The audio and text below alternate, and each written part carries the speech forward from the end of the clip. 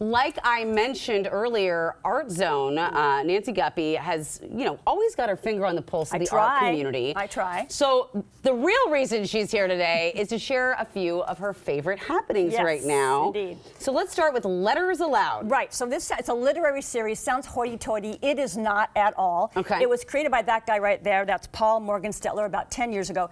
The idea behind Letters Aloud is to connect live audiences with well-known people, either historical or contemporary, live or dead, through intimate personal correspondence, private letters, right? I love that. I know. It's really fascinating. And so professional actors read real letters written by real people. Each show has a theme, and the theme coming up is, you can see the pictures right here. Stephen King? Before they were famous, Letters on the Way Up. So that was Oprah, Stephen, and Tom Hanks, among others.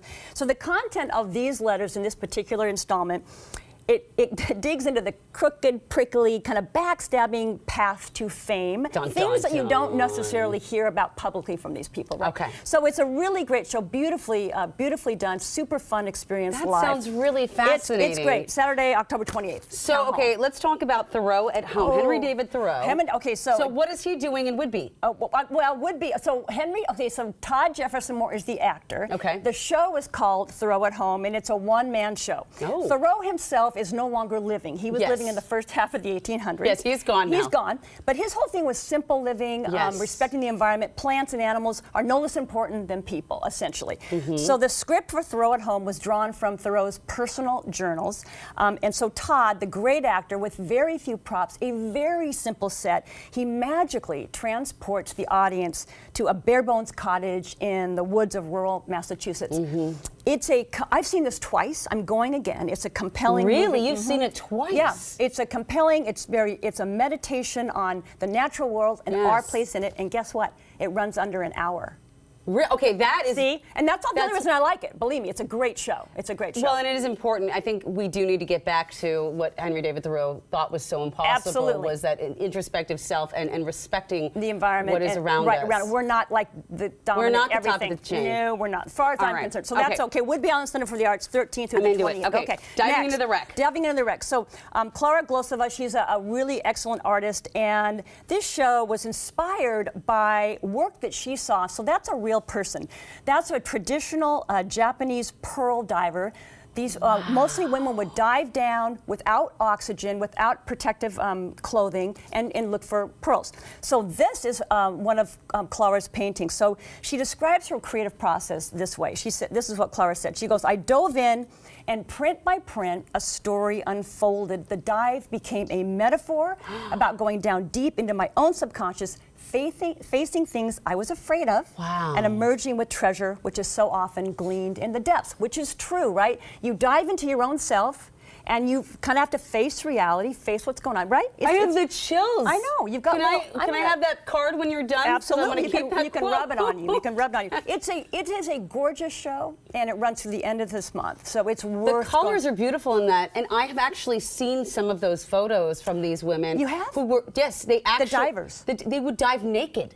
Oh man. Naked into freezing cold water. In that cold water and retrieve the pearls. Right. I see an adventure for you and me. Let's do it. Let's do it. I am here for any Nancy Guppy adventure. Okay. You bet. Okay, so we should do some music.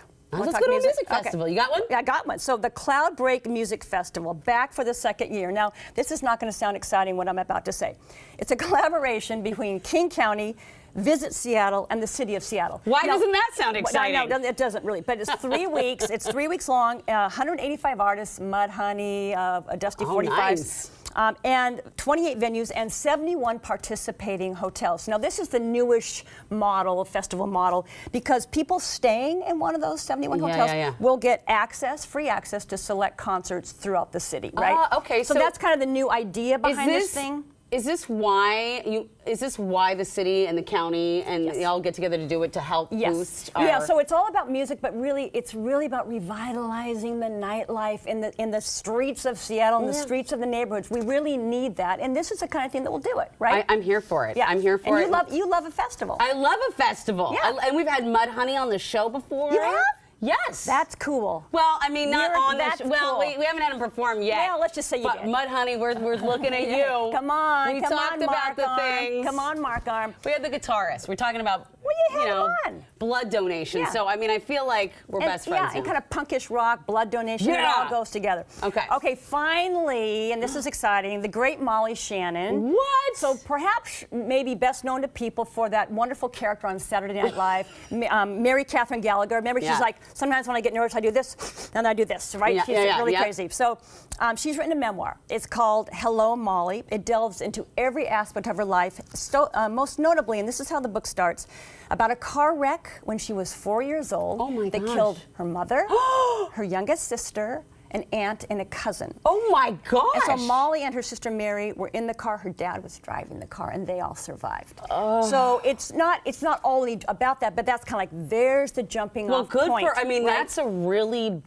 hard thing to talk about and be vulnerable and share with the world. And she writes about it really honestly and beautifully. And so she's coming to the Moor to talk about it on the 21st. And I am going to facilitate the conversation. I heard this. In front of an audience. Yeah. So it'll be fun. That'll be so exciting. It'll be really fun. It'll be really fun. It's always interesting. I don't know how you feel about this, doing something with a celebrity. It's an interesting balance you strike because you can't get really close to them before the event usually, so you can't necessarily connect with them before the event. So I'm hoping I get a little behind the scenes with her before we go on stage. But I heard she's a great person and she's sure as heck is funny. Well, I mean, this is how I feel about you, when you come on my show as a celebrity. I get what you're saying because it is hard.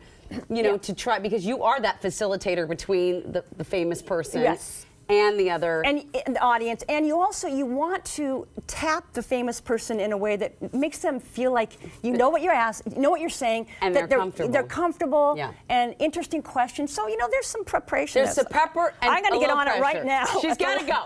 She's got to go. All right, bye, Nancy. We love you. Okay.